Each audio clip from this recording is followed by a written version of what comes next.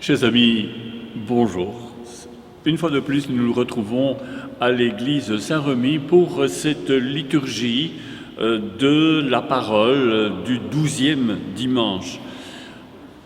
Ce temps que nous avons vécu était un temps pour chacun difficile.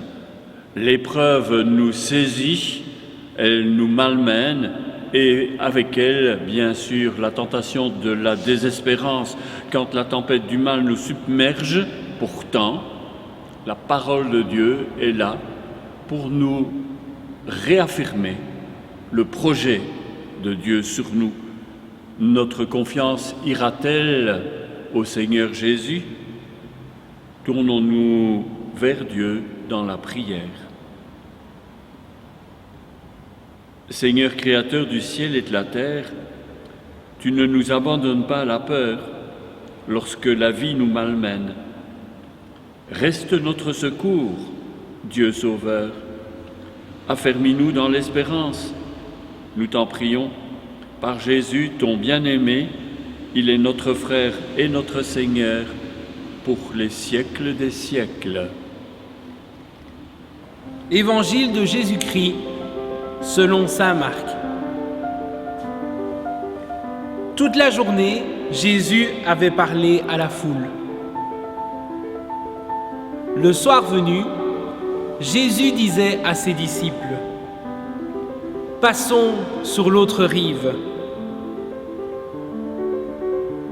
Quittant la foule, ils emmenèrent Jésus comme il était dans la barque, et d'autres barques l'accompagnaient. Survient une violente tempête. Les vagues se jetaient sur la barque, si bien que déjà elle se remplissait. Lui dormait sur le coussin à l'arrière. Les disciples le réveillèrent et lui disent : « Maître, nous sommes perdus. Cela ne te fait rien ? » Réveillé, il menaça le vent et dit à la mer : « Silence, tais-toi !» Le vent tomba et il se fit un grand calme.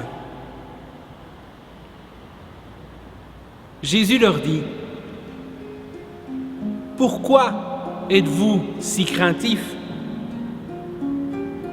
N'avez-vous pas encore la foi ? » Saisis d'une grande crainte,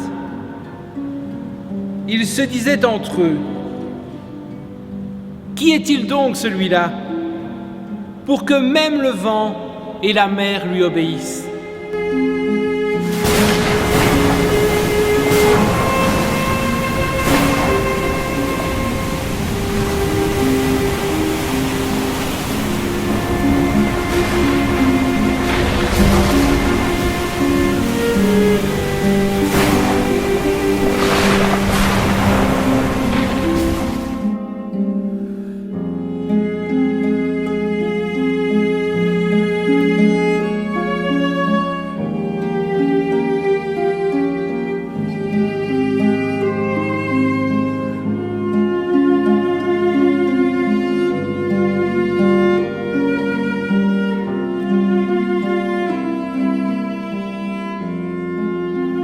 était malmené. Le vent redoublait, la peur des disciples grandissait, la tempête se déchaîne. Les prophètes de malheur se multiplient. L'appréhension saisit les hommes et, en ce temps de crise, en quelque sorte, la vieille crainte séculaire, millénaire même, qui traverse tous les temps, risque bien de nous submerger. L'Église elle-même n'y échappe pas, ne sachant même plus très bien comment diriger sa barque. Je ne chercherai pas ce matin à vous faire froid dans le dos. Les rhétoriques d'épouvante sont malsaines et dangereuses. Mais il reste que nous, les humains, nous ne sommes pas tout à fait chez nous dans ce monde que nous pensions avoir maîtrisé. Nous pouvons multiplier les assurances. En réalité, notre vie et la crise de cette année nous en est la preuve. Notre vie est d'une affligeante fragilité. La peur a beau rester inaperçue parce qu'elle est juste en dessous de la ligne de flottaison, sauf pendant les tempêtes, elle reste toujours la compagne de notre humanité. Seigneur, sauve-nous.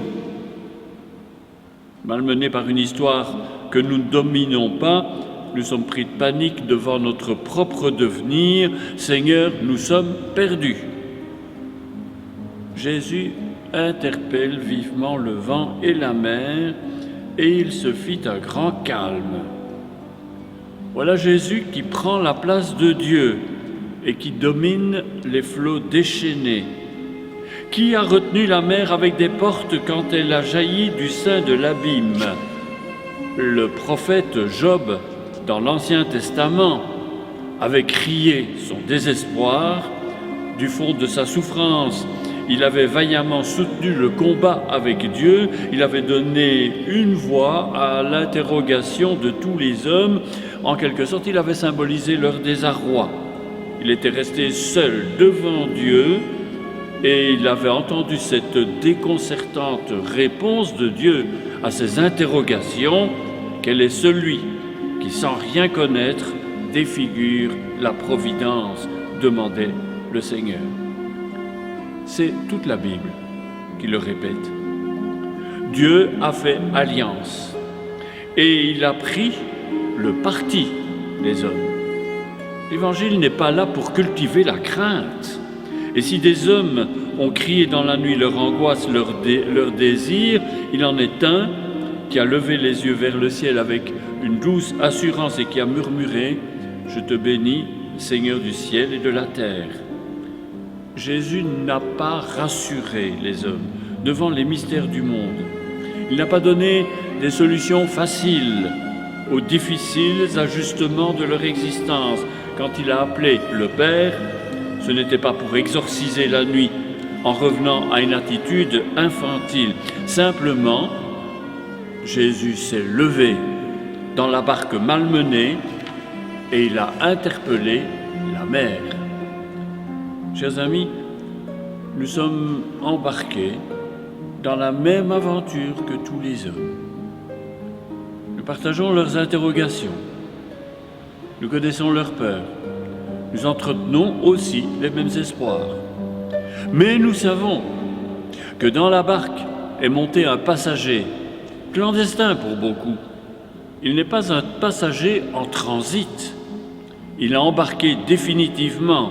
Il a lié son sort à celui du navire. Je suis avec vous jusqu'à la fin des temps. Nous avons embarqué le maître de la vie. Et cette seule assurance fonde notre avenir malgré les dangers qui bouleversent notre histoire. Nous croyons que le passager clandestin est à la barre et qu'il mènera la barque à bon port. Car un matin, il s'est éveillé. Il s'était enfoncé dans les ténèbres de l'abandon. On avait cru que l'adversaire, la mort, le submergeait. Mais il s'est dressé. « Tais-toi » a-t-il dit à la mort qui ricanait. Lui, il savait où le poussait l'esprit. Aussi, puisqu'il est de notre équipage, fort de son expérience, nous oserons à nouveau, une fois de plus, nous risquer dans les tempêtes parce qu'il y a un port où Dieu nous attend. Prends ta barque, Dieu t'appelle à passer sur d'autres rives. Prends ta barque et plus loin, où l'Esprit te conduit. Pars sur des routes nouvelles, va plus loin que l'horizon, Dieu t'appelle à aimer. Sois un signe d'évangile pour donner le souffle de Dieu à ceux qui cherchent sa présence.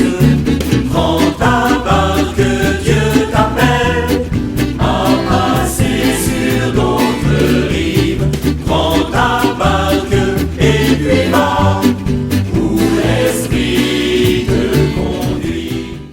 Chers amis, nous avons été heureux de vous retrouver un peu plus nombreux à nos célébrations dominicales dans nos églises ce dimanche, puisque à nouveau nous pouvons accueillir des assemblées normales. Ne manquez pas de nous retrouver dimanche prochain dans nos assemblées physiquement dans nos églises. Vous pouvez bien sûr consulter l'horaire de toutes nos célébrations sur le site ici up8.com.